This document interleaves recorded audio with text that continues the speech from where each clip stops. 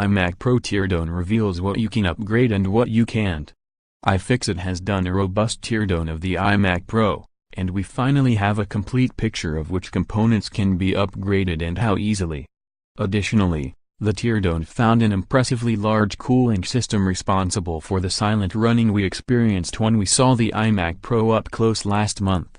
As we noted then, the Fusion drive setup with a standard desktop hard drive from the standard 5K iMac is gone, as is the hatch that allowed upgrading the RAM. These changes and others have made room for a massive, dual-fan cooling system that Apple says offers 80% greater cooling capacity than we saw on the existing 5K iMac. There's also a bigger air vent on the back of the machine. See our earlier gallery below for a glimpse at that. Thanks to all this, the machine runs very quietly and is not warm to the touch, except right around the vent. Losing that service hatch is only part of the problem with upgradability on the iMac Pro, though.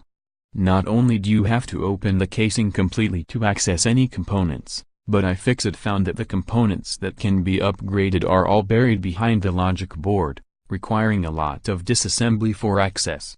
If you're willing to brave it, you can replace the RAM, which comes in your usual 288-pin DDR4 RAM sticks, nothing fishy or custom there.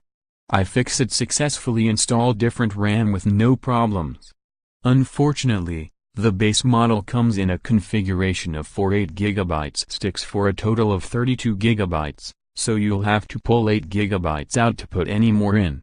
That's common for machines like this. The CPU is socketed.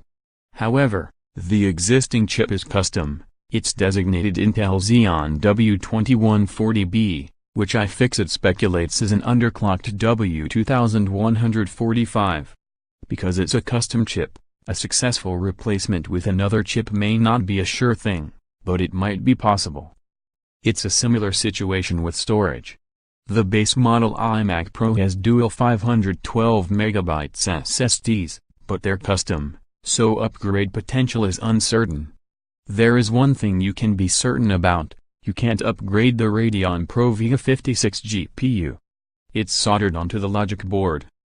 However, it was clear to us when Apple first demoed the iMac Pro that external GPUs connected via Thunderbolt 3 are the intended solution. On the bright side, Apple changed some small things around the logic board, making getting at the components a little easier than before.